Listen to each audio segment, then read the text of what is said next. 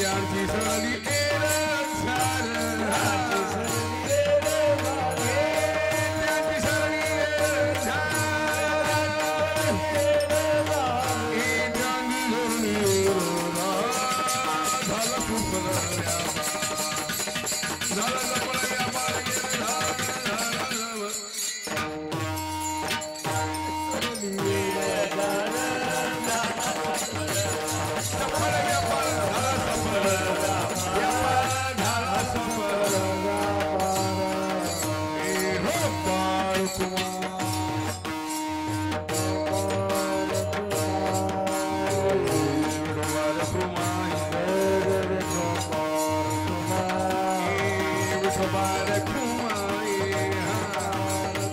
हरी जय विठोबार कुमाई शाबाश विठोबार कुमाई जय विठोबार कुमाई जय जय विठोबार कुमाई जय जय विठोबार कुमाई हरी जय विठोबार कुमाई हरी जय विठोबार कुमाई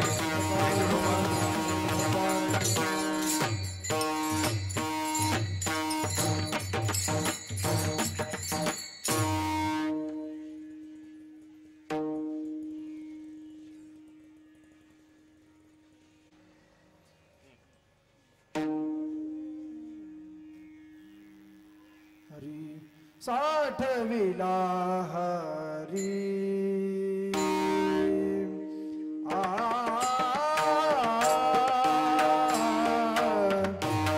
साठविला हरी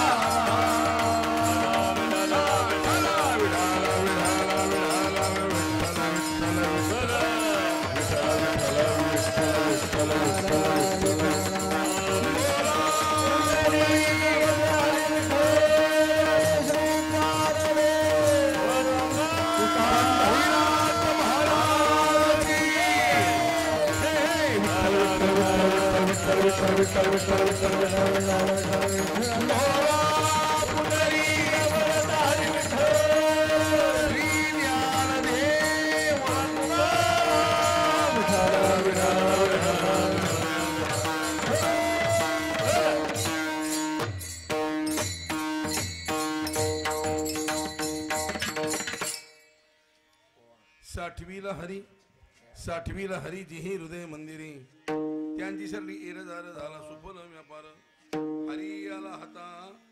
हरी आला हाता मग कैसी व्हाय चिंता त्यांची सरली एरदार झाला सुफल व्यापार तुका म्हणे हरी काही उरो निदिवरी त्यांची सरली एरधार झाला सुफळ व्यापार पांडुरंगा करू प्रथम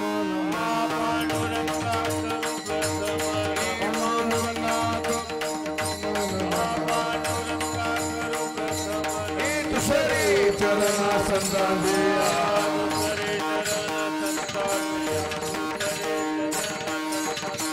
त्यांच्या गुपादाने कथेचा विस्तार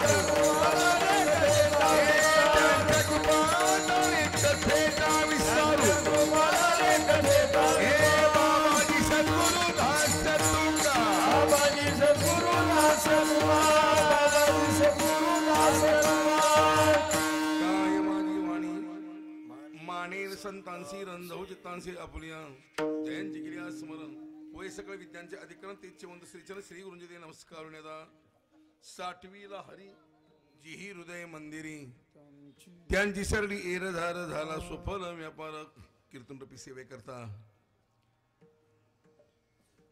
निवडलेला भंग दिहोचे सुप्रसिद्ध साधुसंत सम्राट विश्ववंद्य जगदवंद्य महाराष्ट्र भूषण जगदगुरु तुकोब्बर आहे श्री संत तुकाराम महाराज यांच्या 4 चरणाचा महत्वपूर्ण असा अभंग टेकडी सेवेकरता निवडलेला आहे. श्री तुळजाभवानी मातेच्या पुण्य पावन नगरीमध्ये चालू असलेला हा अखंड हरनाम सप्ताह श्री ग्रंथराज ज्ञानेश्वर पारायण सोहळा सर्वांनी प्रेमांजली आमंत्रण. विशेष करून आमचे हरिभक्त पारायण परमपूज्य आमचे दादाराव महाराज व बेंबळेकर यांनी प्रेमांजली आमंत्रण. आणि तुळजापूरमध्ये हा माझा पहिलाच कार्यक्रम. एकदा 10 वर्षापूर्वी पाठीमागे एका गल्लीमध्ये येऊन मी कीर्तन करून गेलेलो आहे. आणि त्याच्यानंतर आज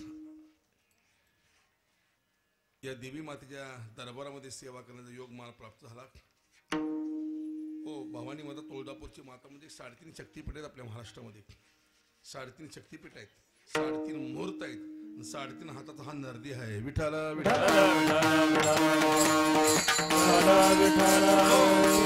पूर्ण शक्तिपीठ आहे. कोल्हापूर पूर्ण शक्तिपीठ आहे. रेणुकादेवी माहुरगडची पूर्ण शक्तिपीठ आहे. आणि सप्तशृंगी वणीची देवी 3.5 शक्तिपीठ आहेत, 3.5 मुहूर्त आहेत आणि 3.5 हातात हा नरदी भगवंतानी हो तुम्हा आम्हाला बहाल केलाय. अशा मातेच्या दरबारामध्ये हा सेवा करण्याचा योग हो आज महाराजांच्यामुळे मला प्राप्त झाला. अल्पशेवटी संतांचे विचार तुमच्या पुढे ठिकाणी मांडून सेवा संपतो. या अभंगातून तो कोपर आहे, या अभंगातून तो कोपर आहे. तुम्हा सर्व जीवना सांगते बाबांनो, जीवनात ती एरधार संपवत असेल, या जन्म मरणाच्या परंपरेतून मुक्त होत असेल, ही दुःखाची परंपरा खंडित करत असेल, मी सांगतो त्या मार्गाचा अवलंब करा. पण प्रश्न असा निर्माण होतो, संत महात्मे सांगतात का, सांगण्यावर अट्टहास का, प्रयत्न का? याचं उत्तर एक आहे, संतांचा अवतार केवळ जगताच्या विश्वाच्या कल्याणाकरताय. संतांचं येणंच तुमच्या आमच्या उद्धारा करताय.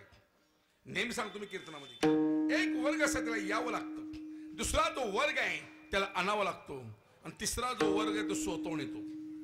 यावं लागतं. तुम्हाला सर्व जीवना कर्माची कमाई भरपूर करून ठेवली, ते कर्म भोग दिल्याविना नष्ट होत नाही. ते कर्म भोगण्याकरता मनुष्याला या मूर्तीनगरीत जन्माला यावंच लागतं. जन्माला येण्याची 3 कारणं आहेत. एक कर्मामुळे जन्म आहे, एक वासनेमुळे जन्म आहे, एक पापामुळे जन्म आहे. जन्माने घडे पातकाचे मूळ म्हणलेलं आहे. किंवा जन्म घ्यायला लागे वासनेच्या सांगे, धारे अंगे हरी रूप, त्याची धारे अंगे हरी रूप, त्याची धारे अंगे हरी. जन्म घ्यायला लागे वासनेच्या सांगे, धारे अंगे हरी रूप, त्याची धारे अंगे हरी रूप, त्याची धारे अंगे हरी रूप.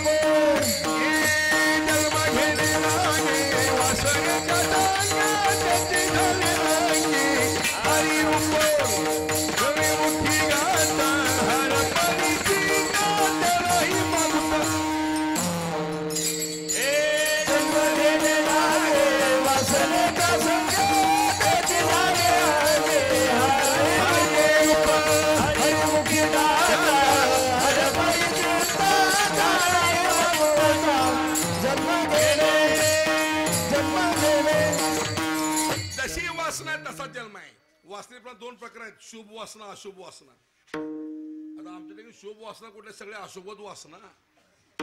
वासना एक प्रकारची स्त्री वासना आहे, धन वासना आहे, सत्ता वासना आहे, ओ प्रतिष्ठेची वासना आहे, सौंदर्याची वासना आहे, खाण्याची वासना आहे, पिण्याची वासना आहे. वासना एक प्रकारची एक आहे. या नाशक्या शरीराला आम्ही किती नटवतोय, किती थोबडा पावडर फासतोय आम्ही, ओ किती मेकअप करतोय. म्हातारी डंगरी बिगडी पांढरी केस लाल करली. पब्लिक सोडा आम्ही महाराज लोक बिघडलोय. काय काय महाराज लोकात रुबा बघा दादोबा महाराज. काय ती पटका, काय ती कपडे, हे कोरीव पटका बांधून कपडे टाईट मध्ये घालून सेंट बिंड मारून तो पावडर बिडर लावून ते हॉटेल लाली फिली लावून हो जॅकेट घालून पुढं 2 चोपदार मागं 2 चोपदार पोळ्याचा बैल सजल्यावनी आणि पुन्हा कीर्तन अभंग घ्यायचा. भक्ताईशी दाणा वारे देहावर उदास. वासना आहे सुटत नाही. खाण्याची वासना आहे, पिण्याची वासना आहे. आज 90% समाज बिघडलाय. कुठे बी की आम्ही कीर्तनाला गेले का आमच्या अंगावर रामराम महाराज हाय स्वागताला पठ्ठी आमच्या. हो जेथे जावे तिथे कपाळ सरसे. वासना आहे सुटत नाही. जीवन पाणी सोडा. काही लोकांची मेलेल वासना सुटत नाही महाराज. हो सोलापूरमध्ये आमचा एक मोठा पुढारी, त्याचा एकुलता एक मुलगा दारू पिऊन ऍक्सिडेंट मध्ये मेलता आणि ते विधीला गेलो नाही. शेवट दशक्रिया विधीला गेलो. ब्राह्मणाने दशक्रिया विधी पूर्ण केला. हो पण पिंडाला कावळा शिवना. हो आई पाया पडली, बाप पाया पडला, बायको पाया पडली, मुलं बाळ सोयरे दाहिरे, ओ बहिणी मेहुणे सगळे भाऊ भाऊजाया सगळे पाया पडली पण कावळा काय शिवना. जे मेल तर त्याचा मित्र माझ्यापाशी बसला होता. मला म्हणला हांडे महाराज कावळा का शिवट्या पठ्ठ्याला माहिती. मला मी म्हणलं कसं काय. अहो मला तुम्हाला माहित नाही. मला हांडे महाराज आम्ही रोज पित होतो. मला येत ओ वासना पिण्यामध्ये अडकली. मला दारूची बाटली आणली नाही म्हणलं. घेऊन येतो म्हणला. हो जवा गेला दुकानामध्ये बाटली आणली. जशी बाटली जवळ जवळ येईल जशी 10-5 कावळे पिंडा लिहून टपकले. वासना आहे. ए बोलो ग बस खाली, बस खाली. जीवनपणी सोडा. घेणं वासना. वासना ही समूळ खणून काढावी. वासनेचा समूळ त्याग जीवनामध्ये करावा लागतो. त्यागाशिवाय माणसं मोठी होत नाहीत. एकही वासना स्पर्श या संत मायबापाने आपल्या जीवनामध्ये होऊ दिला नाहीये. तो का म्हणे अवघी आवरडी वासना. आता नारायणा दुसरी पासोनी. आता नारायणा दुसरी आता नारायणा दुसरी पासोनी. आता नारायणा दुसरी पासोनी. तुकमणी अवघी आवरडी वासना.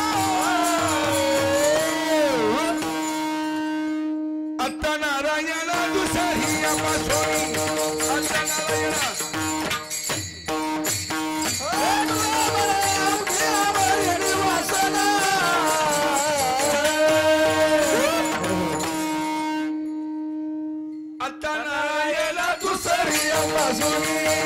आता नारायणा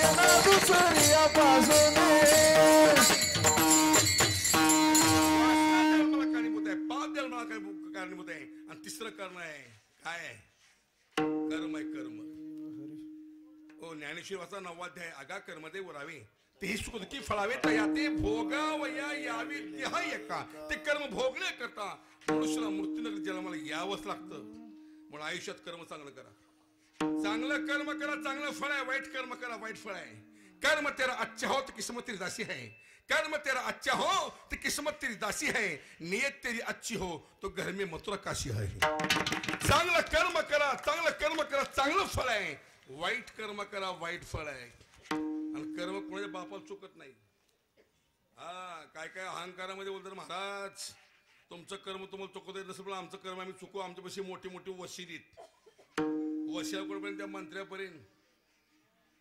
हो आमचा वशिला मंत्र्यापर्यंत. वशिला कुठपर्यंत मंत्र्यापर्यंत. मंत्र्याला तर विचारा हो त्यांना खालतं वरतं कळून गेले आता सगळं अवघड होऊन बसलंय. मंत्री सोडा तुम्ही देशाला पंतप्रधान त्यांचा वशील लावा. पंतप्रधान सुद्धा कर्म चुकू शकत नाही. देशाची पहिली महिला पंतप्रधान इंदिरा गांधी. पंडित जवाहरलाल नेहरू एकच मुलगी होती. हो चतुर एवढी हुशार आजही आम्हाला इंदिरा गांधी आठवण होते.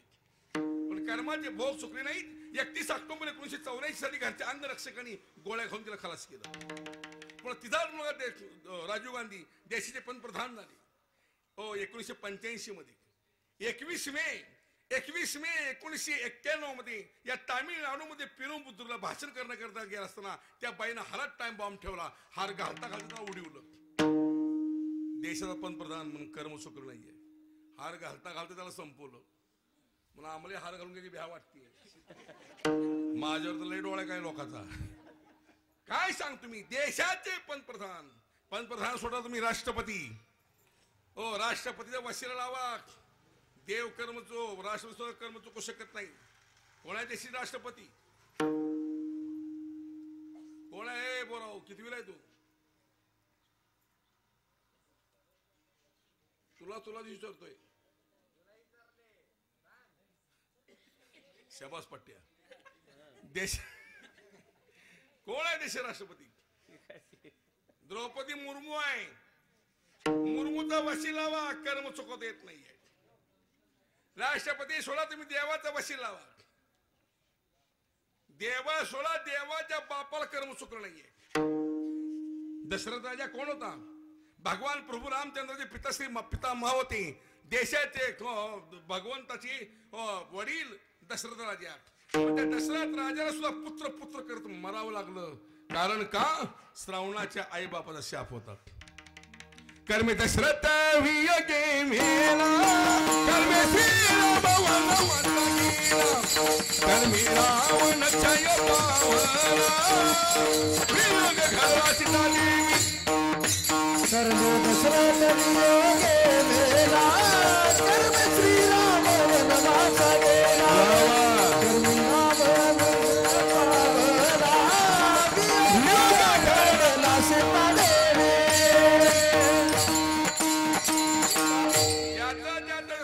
कर्माचे भोग मनुष्य भोगवतात. दशरथ राजा पण त्या राजाला सुद्धा पुत्र कर मरावं लागलं. कारण का श्रावणाच्या आईवडला शाप होता. प्रभू रामचंद्र जीवनामध्ये एकदा सोडून दोनदा वियोग आहे. देवाला कर्म चुकलं सीतेला कर्म चुकलं नाहीये. नरसिंह अवतारामध्ये त्या हिरण्यकश्यपूने त्या भक्त प्रल्हादाला अनेक प्रयोग केले मारण्याचे. प्रल्हाद मरत नाहीये. शेवटी हिरण्यकश्यपूने जेवढा प्रल्हाद अरे प्रल्हाद तुला एवढे मारण्याचे प्रयत्न करतो तू का मरत नाही. प्रल्हाद म्हणतो आपल्या वडिलांना हिरण्यकश्यपूला बाबा ज्यानं तुम्हाला जीवन ठेवलंय ना तो देव मला वाचवतोय. हिरण्यकश्यप म्हणतो तो देव आहे कुठं. प्रल्हाद म्हणतो देव नाही कुठं. तो नाही ऐसा ठाव उरलासे कवन सर्वत्र संपूर्ण गगन दैसे. तो नाही अशी जागाच नाही जगाच्या पाठीवर. खांबामध्ये आहे खांबामध्ये. जेव्हा त्या हिरण्यकश्यपूने खांबावर लात मारली. लात मारल्याबरोबर स्तंभी नारायण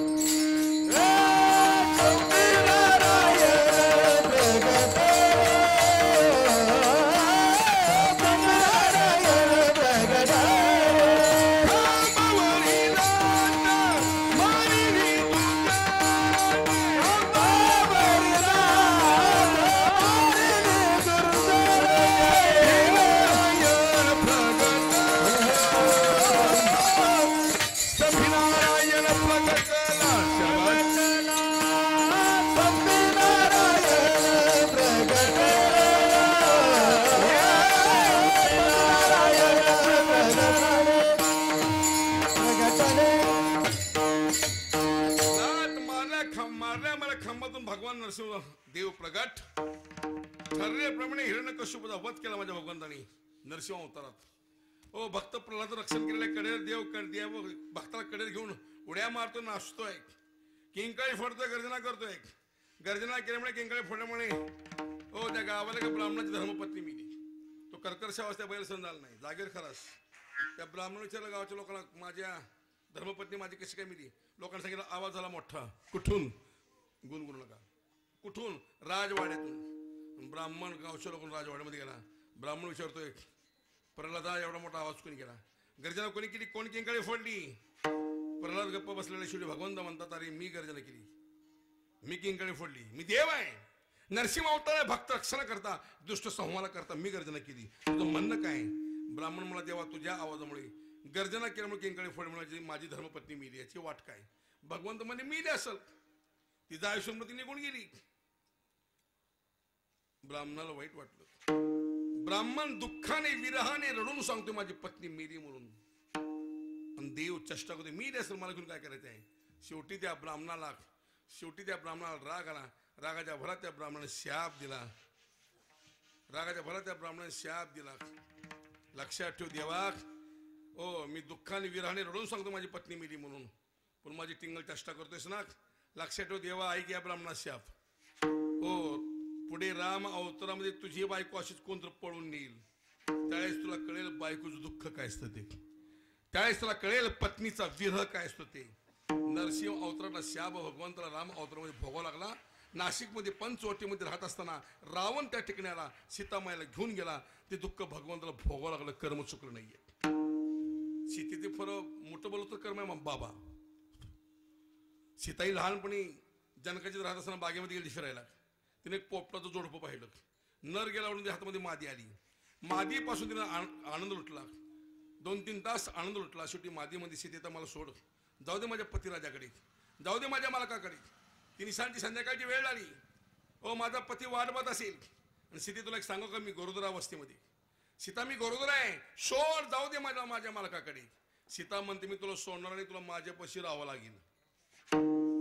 त्या मादीनं अनेक वेळा विनवणी केली, पण सीता सोडायला तयार नाही. शेवटी मादीला रागाला भरत्या मादीने शाप दिला. सीते लक्षात ठेव, गरोदर अवस्थेमध्ये असताना माझ्या पतीपासून तू माझा वियोग करतेस ना, तुलाही पुढे गरोदर अवस्थेमध्ये भगवान प्रभू रामचंद्रापासून वियोग सहन करावा लागेल. पुढे त्या सीतामाला शाप भोगावा लागला. लंकेवर जय मिळाला, अयोध्येमध्ये आली, आनंदानं रामराज्य सुरू झालं. आणि आनंदानं रामराज्य सुरू झालं असताना हो तिथे एक मनुष्य बोलला, रे मी काय तू राम आहे का, दुसऱ्या घरात राहिली परत घरात घ्यायला. येड्यावर लोक देवाला बोलायला भेटले, येड्यावर तुम्हाला सोडतील काय? हो आम्हा तर वार करायला तर लय बोलतात. हो सप्त्याला अशी लहान लहान लेकरं वारकिरी बिरकिरी आली की काय लोकांच्या पोटात लय दुखतंय. आले रे टाळकुट्टी म्हणतात आम्हाला. आमचं नाव टाळकुट्टी ठेवलंय आणि तुम्हाला कोंबडी कुट्टी म्हणल्यावर तुमच्यापेक्षा थोपड आमची बेकार आहे ती. संप्रदायाला धर्माला परंपरेला फळाला बांधलेले असल्यामुळे जास्त आम्हाला तोंड सोडता येत नाहीये. विनाकारण आम्हाला आमचे वारकरी मागा लागायचं. देव आहे का, देव दिसतो का, भिन चालली का, रेडा बोलला का, तुकाराम महाराज इमानात गेलता का, तुला बा गेलता का, मग कुठे तुकाराम महाराज, कुठे तुझी लायकी. वाईट वाटतं की आमचा हिंदू समाज आमच्या धर्मावर टीका करतोय. वाईट वाटतं की आमचीच माणसं आमच्या साधू संतांना वैष्णवांना, हो अरे तुझी हिंमत असेल दुसऱ्या धर्मावर बोलून दाखव, तो फाडून काढतील ते. आम्ही सण आम्ही गप्प बसतोय, दुर्दैव आहे, त्याच्यामुळे लोक फायदा घेतात. माझी विनंती, भिवू नका वारकऱ्यांनो, कोण कसं जागीरदार.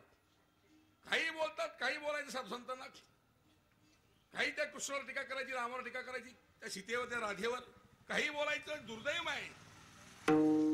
हो प्रभू रामचंद्राला तिथे एक मनुष्य बोलला, आणि मी काय तो राम आहे का, दुसरीच्या घरात राहिली परत घरात घ्यायला.